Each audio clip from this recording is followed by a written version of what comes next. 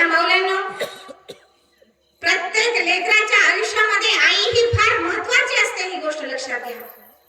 कारण जेव्हा एक आई ठरवते की आपल्या लेकरू काय बनले पाहिजे, तेव्हा ते तसंच बनणार, कारण आईच्या प्रार्थनेत ते ताकद आहे, लक्षात घ्या. आणि मग राष्ट्रमाता राजमाता जिजाऊ साहेब आई शिवाई देवीला म्हणतात, माते पुत्र दे. कशासाठी मागितला मौलाना हा पुत्र? स्वतःच्या स्वार्थासाठी मागितला का? आपल्याला म्हातारपणात सांभाळेल यासाठी मागितला का? नाही. माते पुत्र दे. या रयतेवर, या रयतेचं रक्षण करणारा, या रयतेची काळजी घेणारा, इथल्या लेकीबाळीच्या इज्जतीचं रक्षण करणारा, इथल्या शेतकऱ्यांचा स्वाभिमान टिकवून ठेवणारा आणि इथल्या मातीच्या कणाकणामध्ये स्वाभिमान पेरणारा, अभिमान पेरणारा माते पुत्र दे. आणि मग एक आई जेव्हा आपल्या हृदयातून असं काहीतरी ईश्वराला मागत असते, तेव्हा तिची इच्छा पूर्ण होत असते, लक्षात घ्या. आणि म्हणून या माऊलीच्या पोटी असा पुत्र जन्माला येतो, असा सूर्य जन्माला येतो, ज्यांचं नाव आहे छत्रपती शिवाजी महाराज. छत्रपती शिवाजी महाराज की शिवनेरी वर शिवबा जन्मला, राजांचा अधिपती, साऱ्या राजांचा अधिपती. दैवत छत्रपती नामचं, दैवत छत्रपती, दैवत छत्रपती नामचं, दैवत छत्रपती. शिवबाचे मावळे आम्हाला नाही कुणाची भीती. दैवत छत्रपती नामचं, दैवत छत्रपती. अंधा सूर्याचा जन्म होतो. काय नियोजन आहे बघा एक आईचं. आईकडे नियोजन असणं फार महत्वाचं आहे बरं मौलाना, लक्षात घ्या. काय नियोजन आहे? जन्माच्या अगोदर ठरलंय लेकरू कसं जन्माला घालायचं बघा.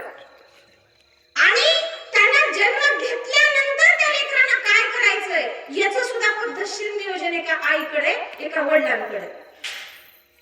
मग शिवचरित्र आपल्याला आपल्या लेकरांसमोर ठेवायचं. काय शिकायचंय आपल्या लेकरांनी शिवचरित्रातून नेमकं? कशासाठी हा जागर वर्षानुवर्ष घालतोय आपण? काय घ्यायचंय?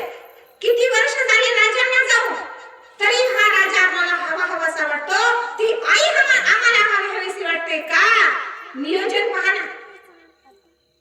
कुणाला जन्माला घालायचंय हे ठरलंय, जन्माला आल्यानंतर काय करायचं हे ठरलंय. आणि त्याच पद्धतीनं नंतर लेकरू जन्माला आल्यानंतर सुद्धा तेच कार्य करत असताना त्याच्या पाठीशी खंबीरपणे आपण कसं उभं राहायचं हे सुद्धा त्या आईने ठरवलं.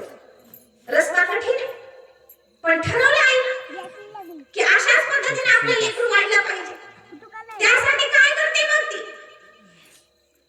त्या लेकराला सर्व युद्ध कलेचं शिक्षण देत संस्कार सुद्धा देते. आजपर्यंत आपला पहिला इतिहास सांगते, कारण इतिहास आपल्याला बळ देत असतं, लक्षात घ्या. आता आपल्याला वाटतं ना, अरे विचार असावेत तर शिवछत्रपतींसारखे, आपल्याला वाटतं ना. मग तसं या शिवछत्रपतींना कुणाचे विचार सांगत होत्या जिजाऊ साहेब? त्यांना श्रीरामांच्या गोष्टी सांगायच्या, त्यांना श्रीकृष्णाच्या गोष्टी सांगायच्या. ज्या ज्या महान व्यक्ती या मातीमध्ये होऊन गेल्या त्यांच्या गोष्टी सांगायच्या, त्यांच्या पराक्रमाच्या गोष्टी त्या सांगायच्या.